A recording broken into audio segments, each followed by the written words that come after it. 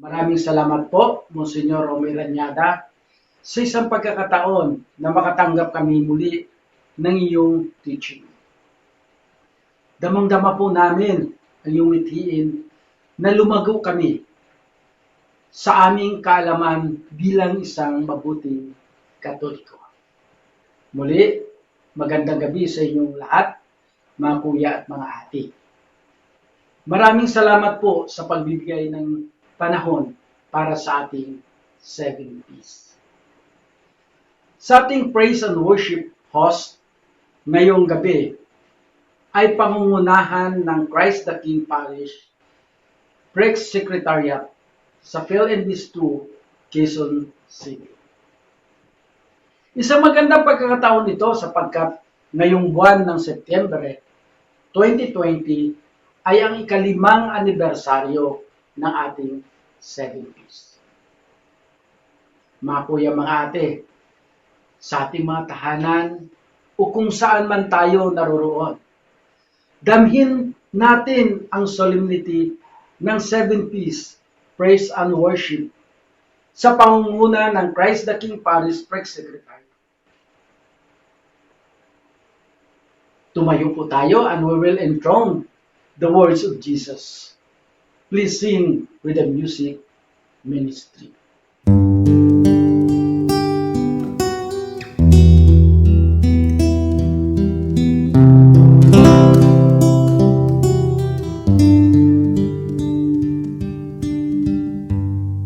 Lord Jesus, we enthrone you. We proclaim you are King. Standing here in the midst of us, we raise you up with our praise. And as we worship you, and as we worship the throne, and as we worship the throne, come Lord Jesus and take your place.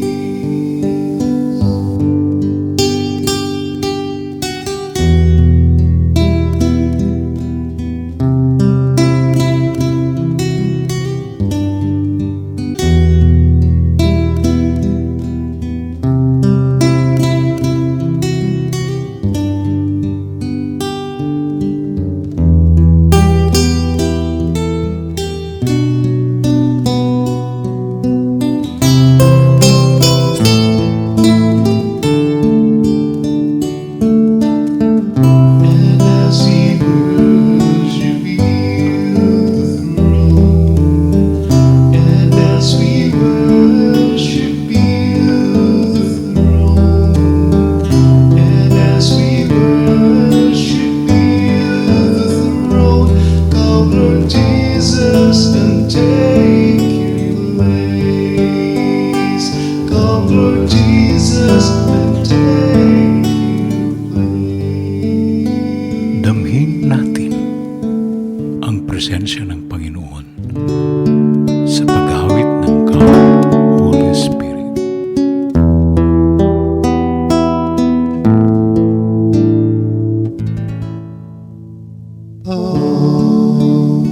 Holy Spirit, we need you. Come, Holy Spirit, we pray. Come with your strength and your power. Come in your own special way. Come like a spring in the desert.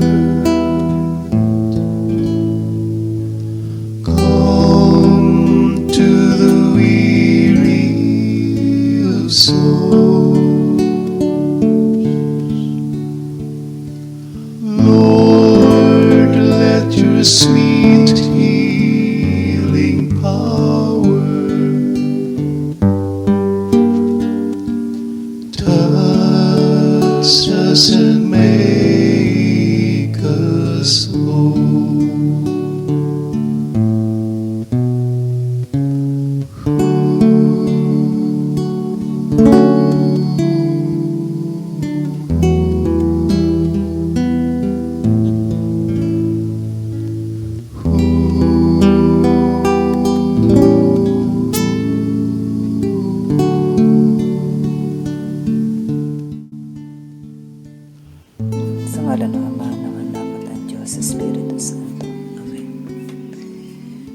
mahal na Panginoon Diyos, kami po ay nagpupuri at nagpapasalamat sa pagkakataong kami ay nagkatipon-tipon upang manalangin bilang isang pamilyang Prex.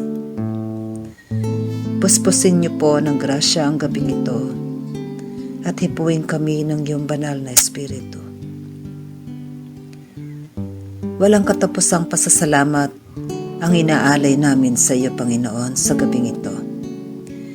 Sa lahat ng iyong kabutihan, pag-agapay, pag-aaruga, at walang kondisyong pagmamahal.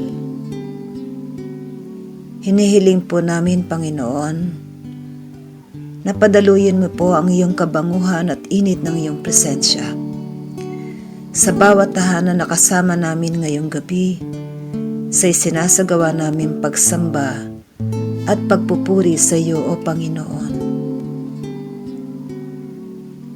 Papag-alabin po ninyo ang init at hangad namin na makapaglingkod sa iyo, Panginoon, sa aming kapwa ng may pagmamahalan at pagmamalasakitan. Gawin niyo po kaming instrumento ng inyong pagmamahal upang kami ay makaakay ng aming kapwa, nang sa gayon ay mapalapit sila sa iyo at lumalim ang kanilang pananampalataya. Tulungan mo po kaming maging modelo sa aming kapwa at maisabuhay namin ang iyong banal na salita upang makita ka nawa sa aming katauhan.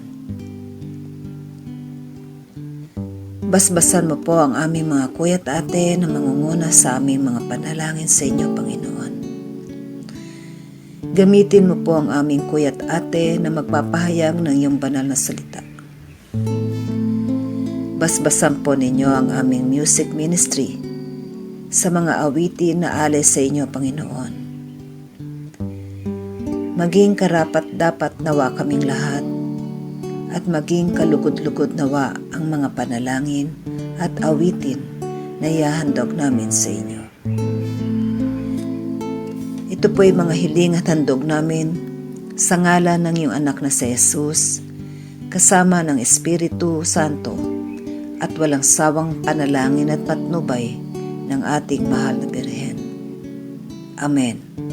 Sa ngalan ng Ama, ng Anak at ng Diyos Espiritu Santo. Amen. Glory be to the Father. Glory be to the Son. Glory be to the Spirit.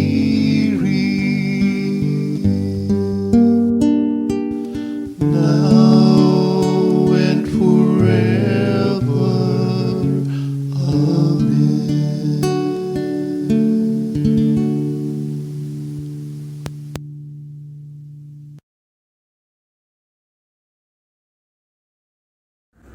O Panginoon naming Diyos na may likha ng daigdig at sangkatauhan, buong galak kaming yumuyuko sa iyong harapan, tanda ng pagkilala sa iyong kapangyarihan. Ikaw, Panginoon, ang pinagmumula ng lahat ng mabubuti at magandang bagay dito sa mundo at sa buong kalawakan. Ikaw, O Panginoon, ang simula at katapusan. Buong puso, kaluluwa at pagkatao naming kinikilala at pinararangalan ang iyong kapangyarihan. Lubos ka naming pinararangalan sa iyong kapangyarihan, O Diyos. Ikaw po ang nakakaalam ng lahat at ikaw ang pinanggagalingan ng lahat ng kabutihan. Sinasamba ka namin ng lubos, O Diyos, at itinataas namin ang aming mga puso na sumisigaw ng papuri. Papuri at pagsamba ang ibinabalik namin sa iyo, Ama, aming Panginoon, aming pag-ibig, aming kaligayahan, aming pag-asa. Aming Panginoon na walang hanggang liwanag na tumatanglaw sa amin, o mapagmahal na Ama na may akda ng aming buhay. Ikaw ang Diyos ng pag-ibig. Wala kaming pinakamimithi kundi ang iyong puso na punong-puno ng pagmamahal sa sangkatauhan. Ikaw po ang pinagmumulan ng walang hanggang awa at grasya, at siyang nagbibigay ng walang hanggang buhay. Damang-dama namin ang iyong paglingap at pag-aaruga sa lahat ng sandali ng aming buhay. Wala nang hihigit pa sa pag-ibig na nanggagaling sa iyo. O butihing Ama, sa iyo nanggagaling ang aming mga pangangailangan, sa iyo ang aming hininga. Sa piling mo, Ama, ang lahat ay sapat at sapat na, at sa bawat pagtibok ng aming mga puso, sa bawat paghinga namin, hanggang sa huling sandali ng aming buhay, walang hanggang papuri at pagsamba sa iyo, Panginoon, ang aming sasambitin. Amen.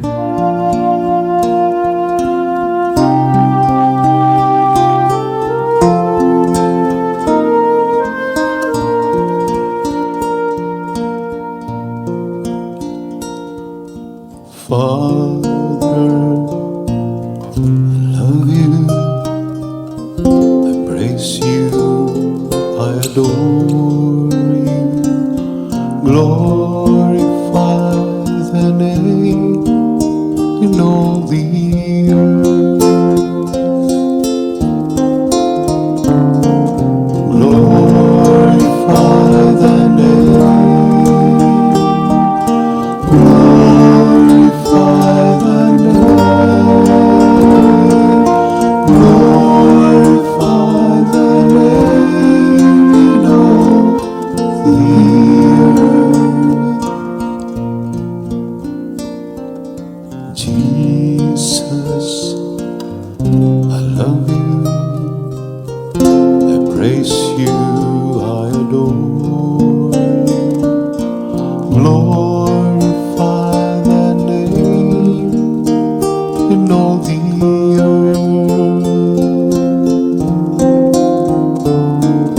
Glorify the name, glorify the name, glorify the name in all the earth.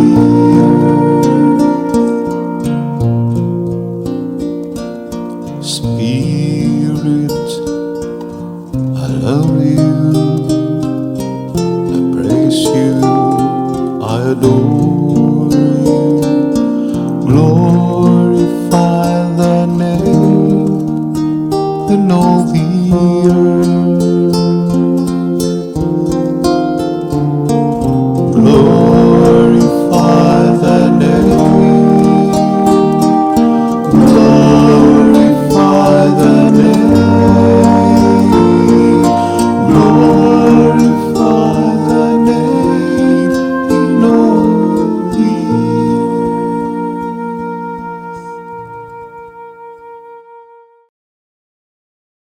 O Panginoon, Diyos Amang mapagmahal, sa sandaling ito, kaming mga nilalang mo na abang makasalanan ay tiklop tuhod na dumudulog sa iyo.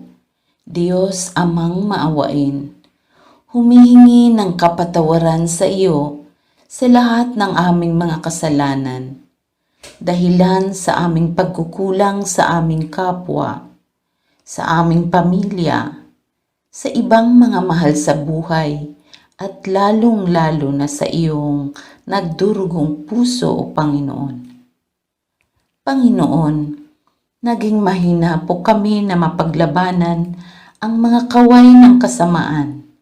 Patawarin mo po kami sa pagiging mapagmataas, insensitive, at procrastinator.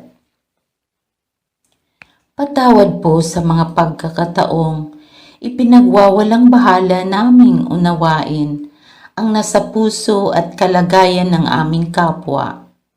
Pinagbibigyan namin ang tawag ng aming katamaran at pinahalagahan namin ang mga personal naming mga gawain sa kabila ng alam naming mahigpit na pangangailangan ng ibang tao sa aming panahon at atensyon.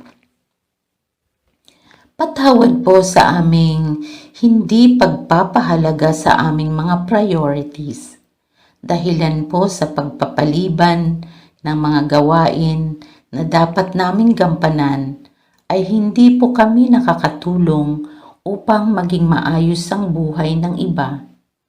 Patawad po sa aming pagiging insensitive sa panahon na mahirap kaming pakibagayan. Hindi namin naaabot ang sitwasyon ng ibang tao, lalo na ang mga taong umaasa sa amin. Patawad, Panginoon, sa katigasan ng aming puso, sa hindi namin pagbigay ng kapatawaran sa aming kapwa na nagkasala sa amin. Patawad po sa pagkukuyom ng galit at pagtatanim ng masama sa aming isip. Taimtim kaming nagsisisi sa mga nagawa naming kasinungalingan, Panginoon. Patawad po sa pagkamakasarili namin sa mga pagkakataong tumatanggi kaming tumulong sa mga gawain, sa pagkukulang sa aming commitment, at hindi namin napanatili na maalab ang aming puso sa paglilingkod sa iyo, Panginoon. Patawad, Panginoon, sa pagwawalang bahala namin sa mga grasya at pagmamahal na binibigay mo sa amin. Patawad po sa pagsira namin sa kahanga-hanga mong mga likha, sa magandang kalikasan na sa halip na alagaan at pagyamanin ay aming nasisira. Patawarin mo po kami, Ama, sa aming kapabayaan at paglapastangan na siyang nagdulot ng pinsala sa aming kagubatan, kabahayan at karamdaman sa aming mga katawan. Patawad po sa mga panahon na tumatalikod kami sa iyong mga kautusan. Nananaig po ang tukso sa amin na gawin ang ipinagbabawal. Hindi namin na isa sa buhay ng lubusan ang iyong mga salita. Patawad, Panginoon, sa maliit naming pananampalataya. Sa iyong pagmamahal at sa iyong kakayahan, lalo na sa panahon ng pagsubok, tulad nitong kasalukuyang pandemya na lumalaganap. Patawad po na mas pinahahalagahan namin ang aming nasirang mga pangarap. We are sorry that we began to question you, O Lord. Tinitingnan lamang namin ang aming mga kasiyahan sa buhay. Please forgive us, Lord. Ama, ang lahat na ito ay itinataas namin sa iyo sa pangalan ng aming Panginoong Hesukristo, kaisa ng banal na Espiritu. Panginoon, patawad po. Amen.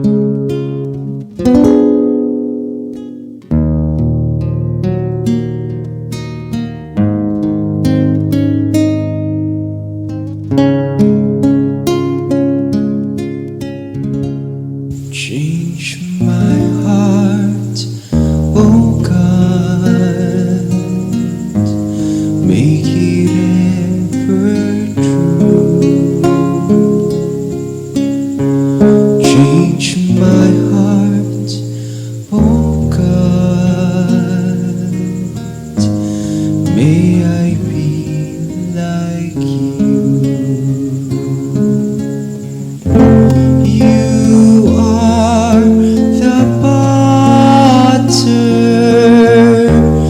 I am the clay.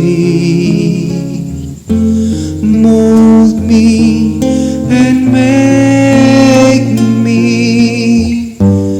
This is what I pray.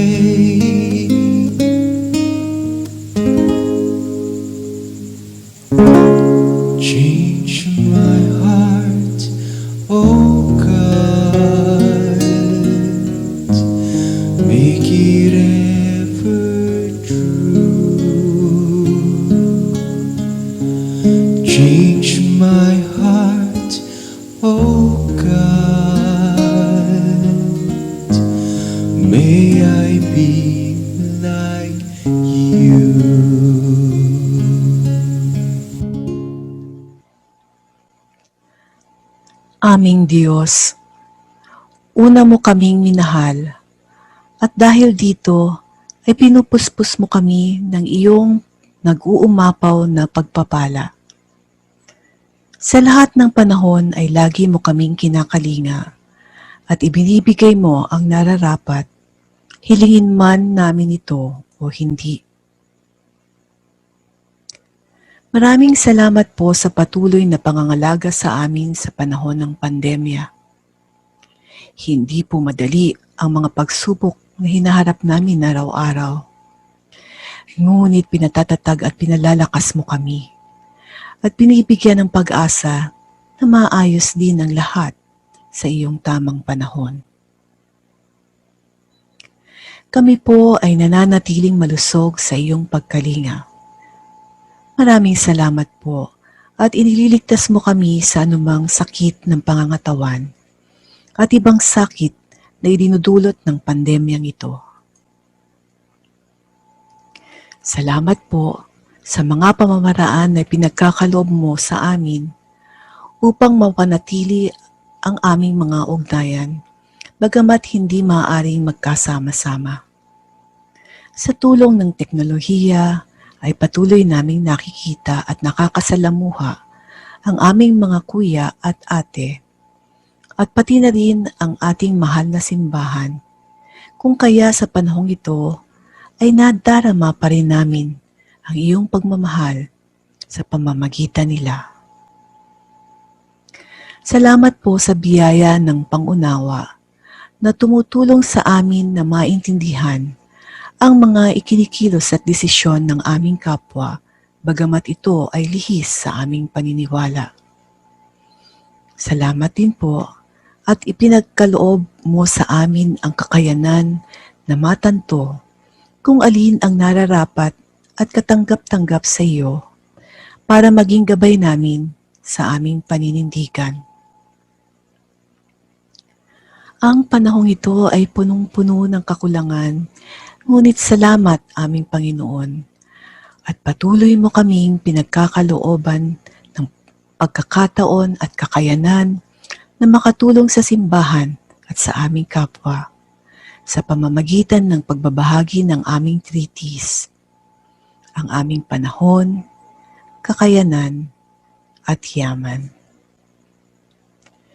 Salamat Panginoon sa mga health workers at iba pang frontliners na hindi inaalintana ang panganib ng pandemya upang patuloy na mapangalagaan ang mga may sakit, siguruhin ang kaligtasan ng mga mamamayan at matugunan ang pang-araw-araw na pangangailangan ng lahat.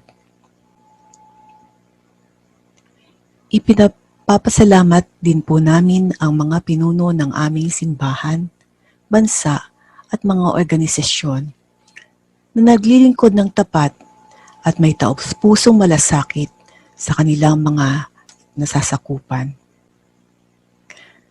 Salamat Panginoon sa iyong anak na aming manunubos na nagligtas sa amin sa aming mga kasalanan at siya ring patunay ng iyong mapagpatawad na pagmamahal sa amin. Salamat din po sa pagpapadala mo ng banal na Espiritu na nagiging gabay namin upang mamuhay ng matapat sa iyo at ayon sa iyong mga utos at turo.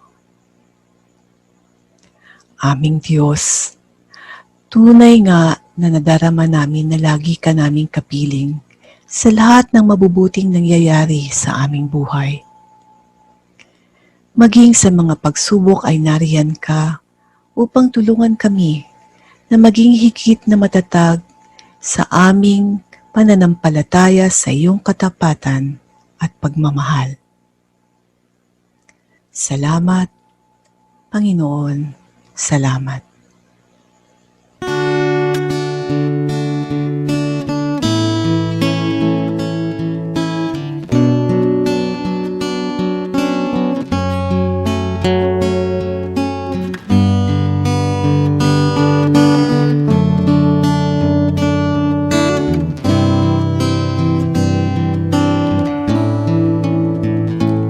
Give thanks with a grateful Give thanks to the Holy One.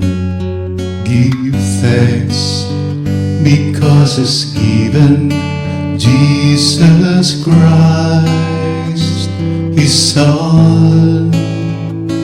Give thanks with a grateful heart. Give thanks to the Holy One. Give thanks because He's given Jesus Christ, His Son. And now let the weak say, I am strong. Let the poor say, I am rich because of what the Lord has done for us. And now let the weak say, I am strong. Let the poor say, I am rich because of what the Lord has done for us. Give thanks.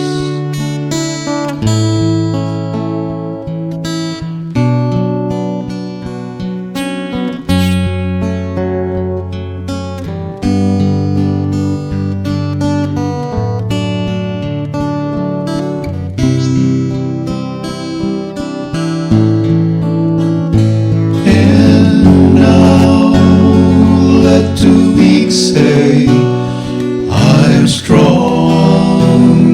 Let the poor say, I am rich because of what the Lord has done for us. And now let the weak say, I am strong. Let the poor say, I am rich because of what the Lord has done for us. Give thanks. Give thanks. Give thanks. Panginoon, yakapin mo kami at punuin ninyo po kami ng pagmamahal. Panginoon, hiling po namin na gabayan niyo po kami at bigyan ng lakas. Panginoon, sa dumaang 5 buwan at magpahanggan ngayon, kami po ay puno ng takot dahil sa pandemya na bumabalot sa buong mundo. Panginoon, hiling po namin na balutin niyo po kami ng proteksyon at patnubayin mo po ang aming pananampalataya at pagtawag sa inyo para po kami ay magkaroon ng lakas na harapin ang krisis na aming hinaharap. Panginoon, buong puso po namin tinataas sa inyo ang buhay ng inyong pinagkaloob sa amin. Ama, tinataas din namin sa inyo ang aming pangangailangan sa araw-araw.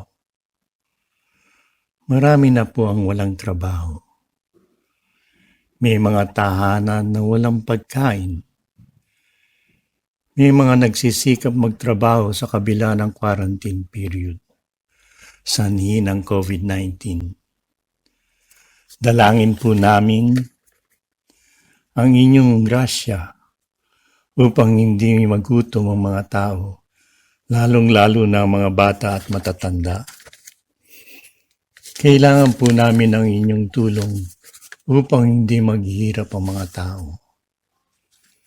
Tinataas po namin ang aming Santo Papa Francisco, ang aming obispo, ang lahat ng kaparian, lalong-lalo na ang aming kura paroko na isinugo mo po upang maging pastol ng aming parokya. Ipinagdarasal din po namin ang aming Pangulong Rodrigo Roa Duterte, ang mga kasama niyang nangangasiwa sa aming pamahalaan sa nasyonal at maging sa lokal, na magkaroon ng sapat na dunong, kaalaman sa tamang pamamalakad upang mapangalagaan ang kaayusan ng aming mahal na Pilipinas at matulungan ang maliliit naming mamamayan. Ipinagdarasal po namin ang mga frontliner, lalong-lalo na ang aming mga doktor, nurses at medical staff na pawang mga pagod na sa pangangalaga at pagliligtas sa mga COVID-positive patients. Bigyan niyo po sila ng lakas at iligtas mo po sila na magkaroon ng lunas sa virus na ito. Tulungan mo po at bigyan ng sapat na kaalaman ang mga gumagawa ng pagsaliksik upang tumuklas ng baksin na panlaban sa virus na ito. Mapuksa ang pandemya na aming kinahaharap. Pagalingin mo po ang mga positive patients at wakasan mo na po ang pamumuksa ng salot na pandemya upang makabalik na po kami sa normal na aming pamumuhay. O Panginoon, lingapin mo po ang aming mga kapatid sa lipunan na naliligaw sa masamang gawain at akayin po ninyo sila sa matuwid na landas. O Panginoon, hiling po namin na makita at masilayan po ng buong mundo na may Diyos na magbibigay lunas sa aming problema na aming kinaharap. Lahat ng ito ay samo at panalangin namin sa inyo, Ama, sa matamis na pangalan na inyong anak ni aming Panginoong Jesucristo, kasama ng Espiritu Santo. Amen.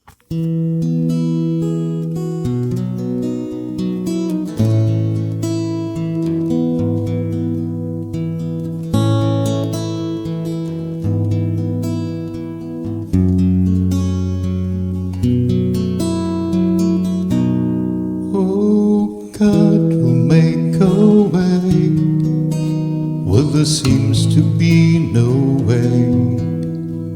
He works in ways we cannot see. He will make a way for me. He will be my guide. Hold me closely to His side. With love and strength for each new day, He will make a way. He will make a way.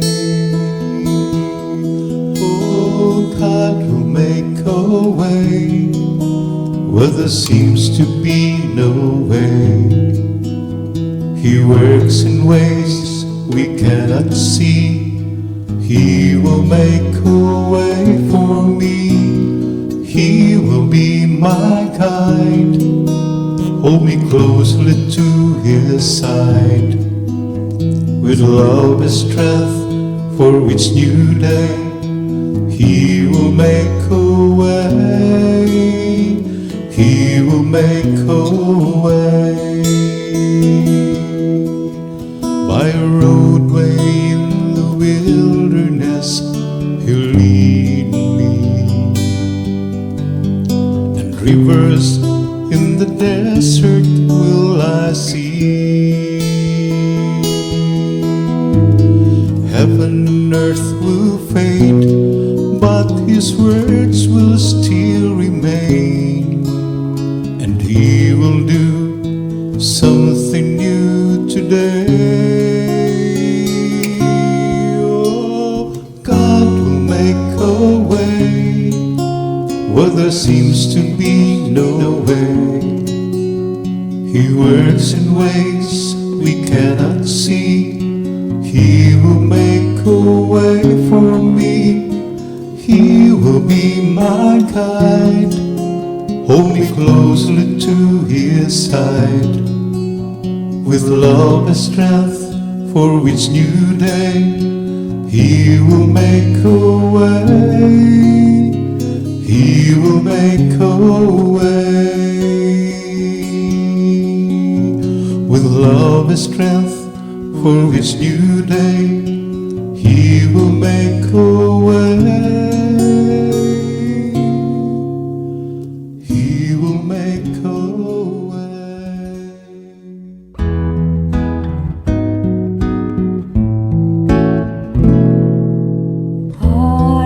Hallelujah, hallelujah.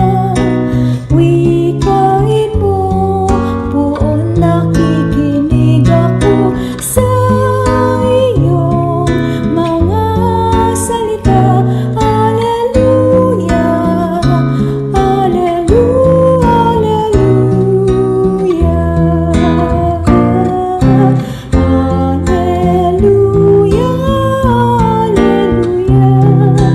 Wikain mo, buong nakikinig ako sa iyong mga salita. Hallelujah, hallelujah, hallelujah.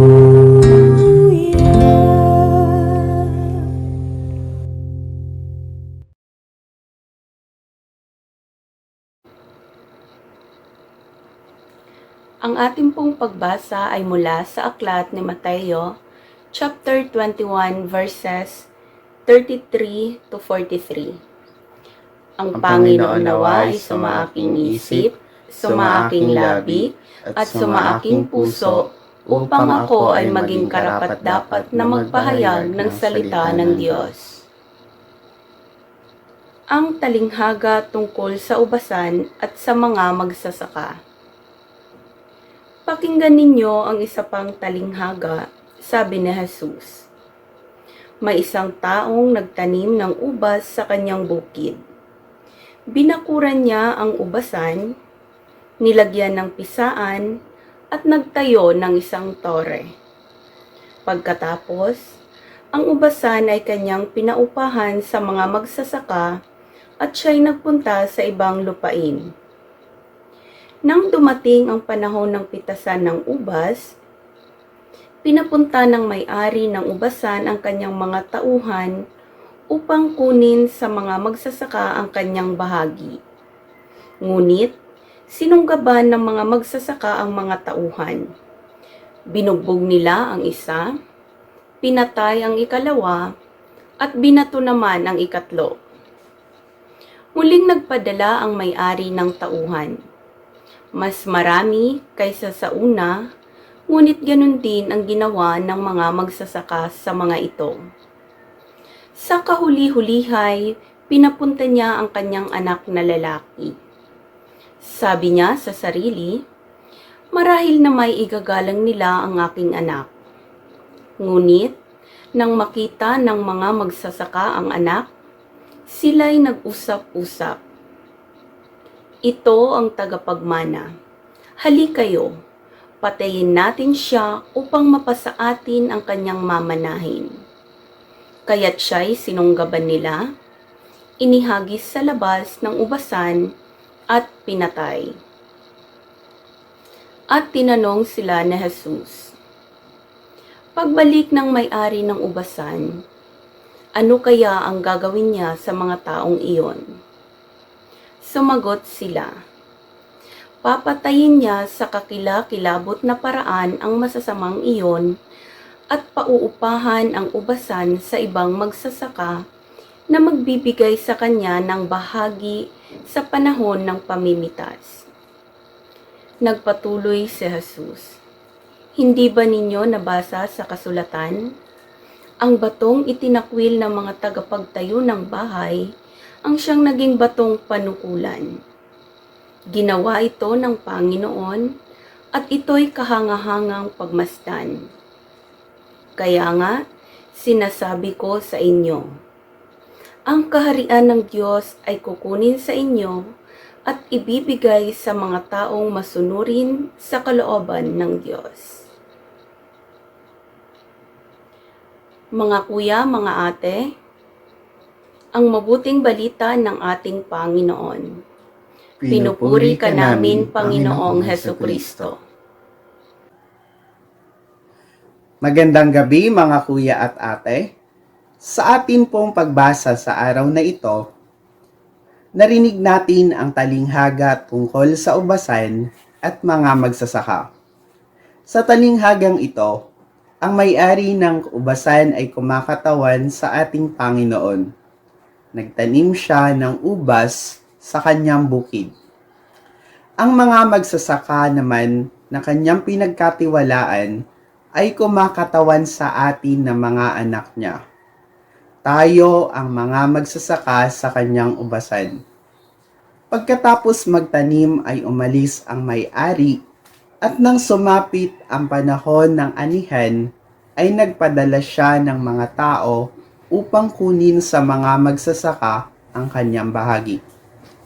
Ngunit ang ginawa ng mga magsasaka upang hindi makuha ng mga tauhan ang kanyang bahagi ay binugbog ang isa, pinatay ang ikalawa at binato ang ikatlo. Sa pangyayaring ito ay muling nagpadala ang may-ari ng mas maraming tauhan, ngunit ganon din ang ginawa ng mga magsasaka sa kanila. Sa huli, pinapunta niya ang kanyang anak na lalaki sa pag-aakalang igagalang ng mga magsasaka ang kanyang anak. Ngunit nang makita ng mga magsasaka ang anak niya, sila'y nag-usap-usap na patayin din ng tagapagmana ng ubasan upang mapasa nila ang mamanahin nito. Sa talinghagang ito, nalaman natin na ayaw ibigay ng mga magsasaka ang bahagi na para sa may-ari ng ubasan. Ang kanilang ginawa ay hindi naaayon sa mata ng Diyos. Labis ang kanilang pagnanais na maangkin ang bahagi na para sa may-ari. Gusto nila na sila na ang makikinabang sa mga ito kahit na ang ubasan ay ipinagkatiwala lamang sa kanila ng may-ari. Sa buhay natin bilang mga magsasaka sa ubasan ay nakakaranas tayo na gumawa ng masama, hindi lamang sa ating kapwa, bagkus kahit na sa ating Panginoon. Lumalabas na tayo ay nagiging madamot at makasarili para sa mga biyayang ipinagkaloob sa atin ng Diyos. Karamihan sa atin ngayon ay labis na ang pagpapahalaga sa pansariling interes at tila nababaliwala na ang ating kapwa sa ating paligid. Nawawala na sa atin ang diwa ng pagbibigay at pagiging matapat. Madali na lang ang ating pagtalikod sa ating kapwa na nangangailangan at masaya tayo kahit alam natin na may kapwa tayong nahihirapan at kailangan ng ating tulong. Sa panahon ngayon ay hindi na mahalaga kung tayo ay makatulong sa iba. Ang mahalaga ay kung magkano o ano ang mapapa sa atin. Ako rin po sa aking sarili ay naging madamot ako sa aking kapwa. Kadalasan, inuuna ko ang pansariling interes kaysa sa pangangailangan ng iba. Laging iniisip ko na sapat lang ang mayroon ako at magkukulang na ito kung ako'y magbabahagi pa sa aking kapwa. Tinuruan ako nito kung paano harap-harap ang manlamang sa Diyos at nakalimutan ko na ang lahat na mayroon ako ay galing sa Kanya. Naging mataas ang tingin ko sa aking sarili kapag nakakakita ako ng mga tao na sa paningin ko ay mas mababa ang estado sa akin. Naging matigas ang aking puso pagdating sa pagbabahagi ng mga biyaya sa aking kapwa na ipinagkatiwala sa akin ng Diyos. Naging bulag ako kapag nakakakita ako ng mga namamalimos sa kalsada at iniisip ko na modus lang ang mga ito, kaya't hindi ko sila dapat pansinin. Mabilis lang para sa akin na lagpasan ko sa daan ang aking kapwa na nakita kong may pangangailangan. Sa madaling salita, naging madamot ako sa aking kapwa sa mga biyaya na ipinagkaloob sa akin ng Diyos. Mas pinaiiral ko ang ideya na wala nang matitira sa akin kapag ako'y nagbahagi pa. Hindi ko na iniisip ang iba sapagkat ito'y aking pinagpaguran at nararapat lamang na ito'y akin lamang. Lagi ko noon sinasabi sa sarili ko na dapat magtrabaho sila para may pantustos sa pangangailangan nila.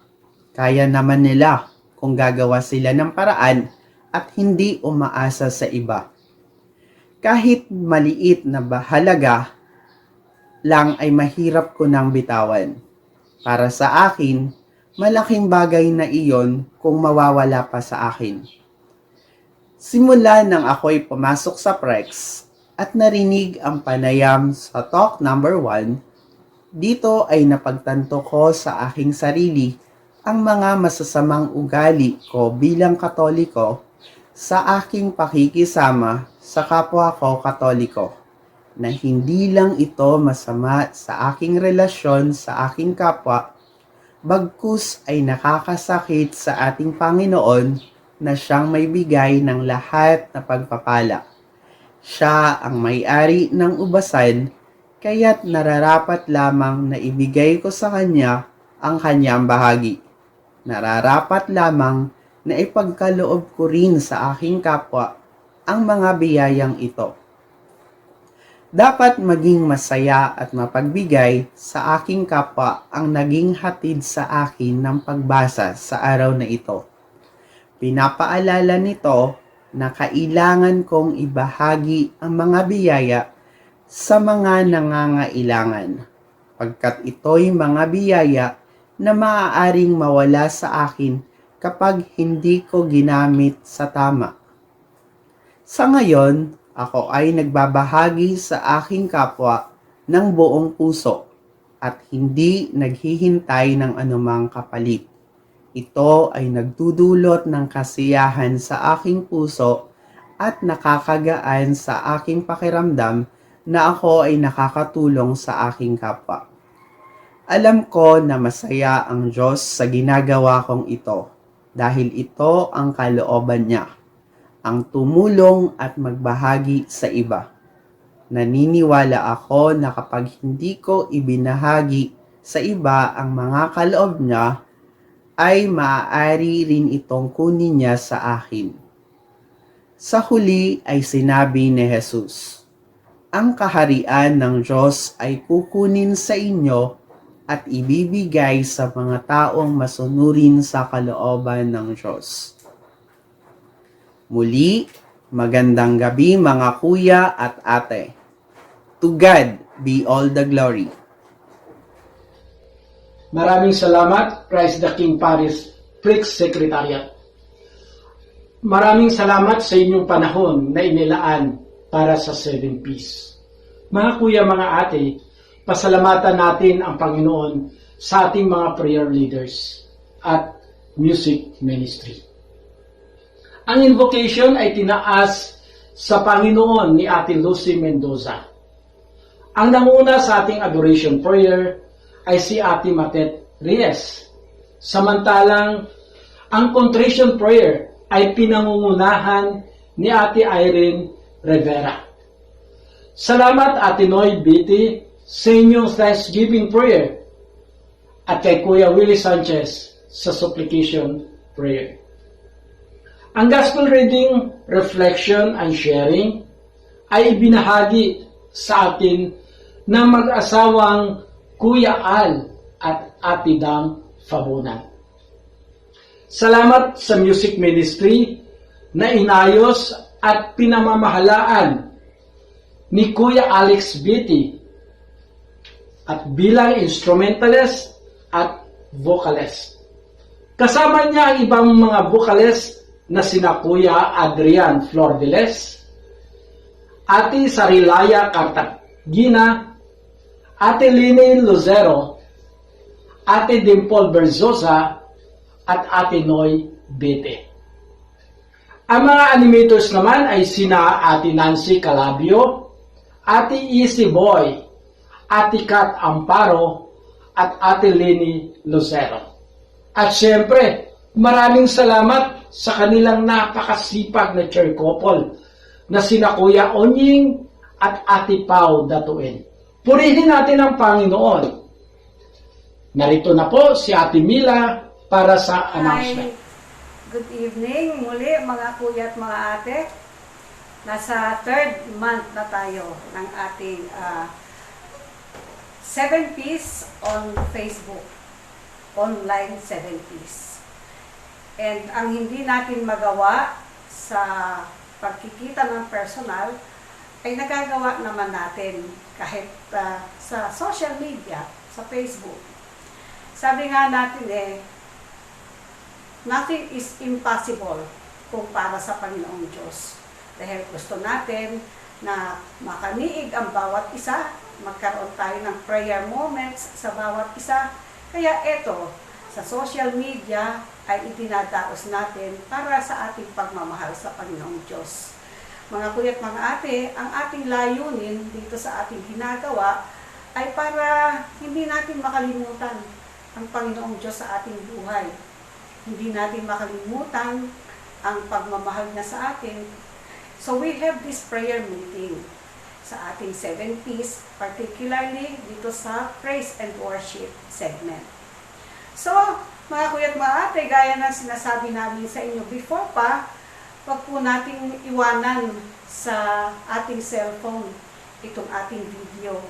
Pagkatapos ninyong mapanood at pagkatapos nating makapag-pray together, please click like, pero more importantly, click share. At i-share ninyo, ibahagi ninyo itong ating video sa inyong mga kapreks, sa inyong mga kuya, ate, sa parokya, at even sa inyong mga pamilya. Kasi gusto natin na ang Panginoong Diyos ay maipakilala natin, ma-share natin sa iba-ibang tao. Sabi nga ni Father Luciano Filoni, let us make the words of the Lord viral. Punuin natin ang social media ng presensya ng ating Panginoon. Mahal na mahal tayo ng Panginoong Diyos. Kaya ibalik natin sa Kanya ang pagmamahal na yan sa pamamagitan ng pagpapakilala sa Kanya sa mga ibang miyembro ng ating pamilya, ng ating simbahan.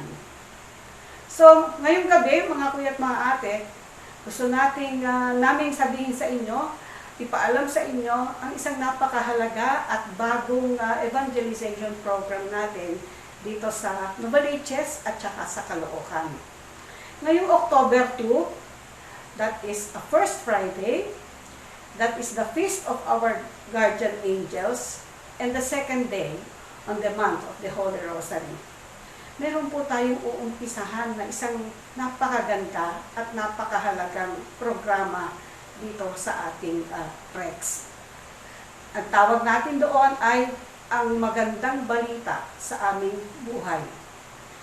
As the title says, ito ay magiging pagbabahagi ng mga karanasan at pagninilay ng ating mga kuya at ate tungkol sa Ebanghelyo. Pero ito ay hindi magiging araw-araw. There will be certain days like Fridays and Wednesdays, or Wednesdays and Fridays of the week.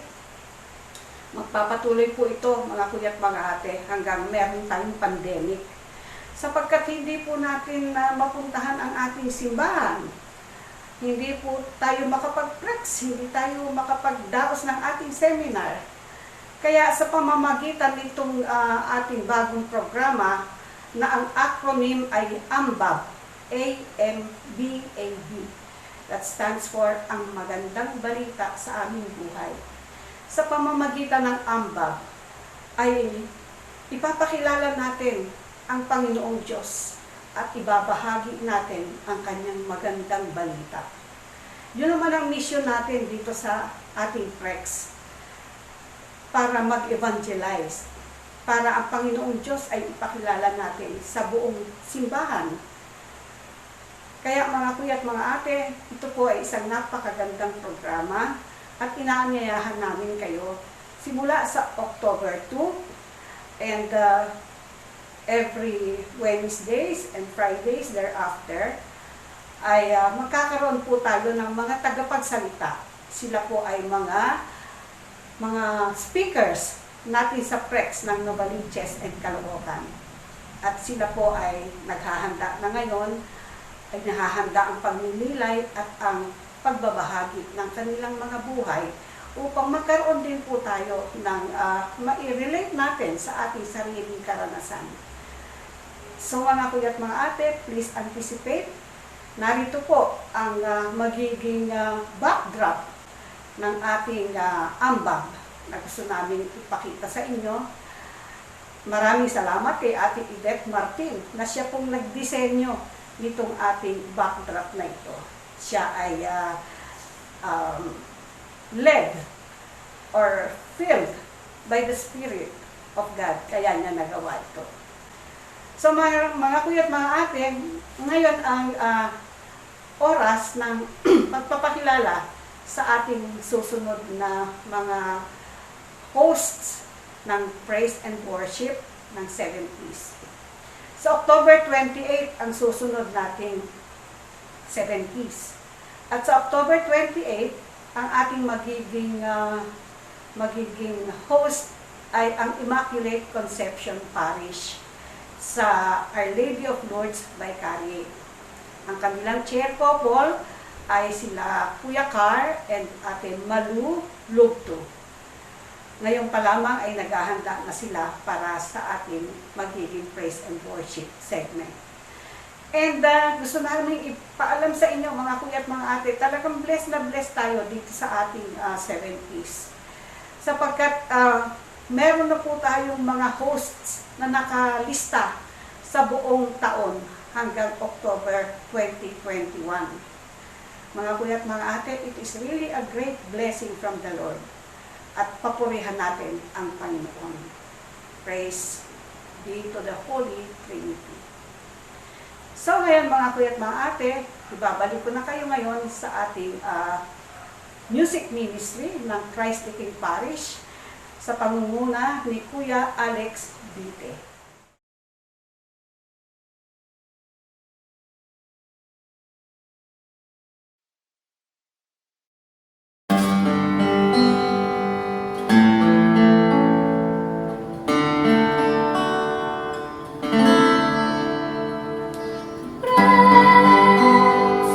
Isang pamilyang kalisaya-saya, basta't kasama si ate at kuya.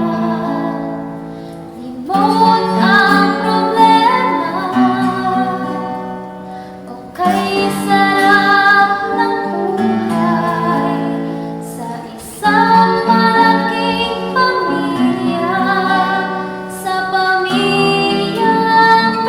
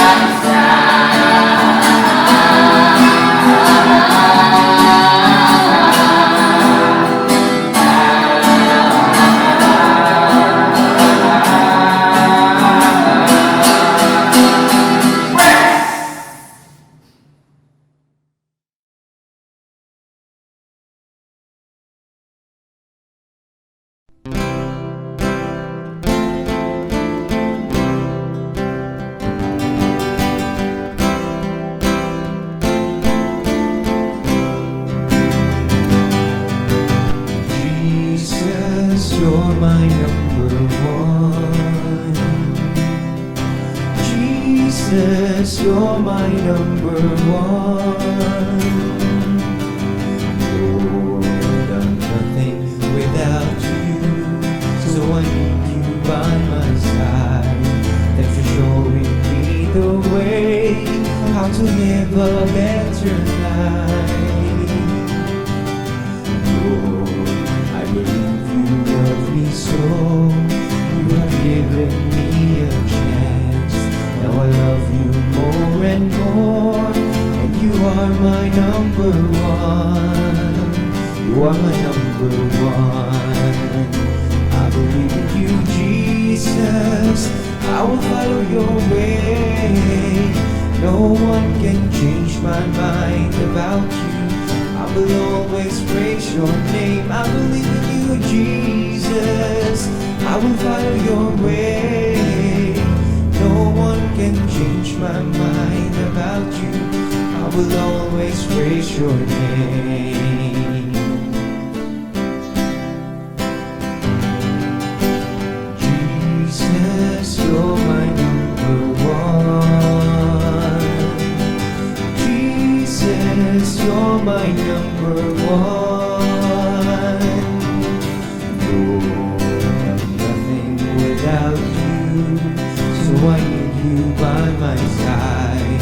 Thanks for showing me the way how to live a better life. Lord, I believe you love me so. You have given me a chance. Now I love you more and more, and you are my number one. You are my number one. I believe in you, Jesus, and I will follow your way. No one can change my mind about you. I will always praise your name. I believe in you, Jesus, and I will follow your way. No one can change my mind about you. I will always praise your name. Jesus, you're my number one. Jesus, you're my number one.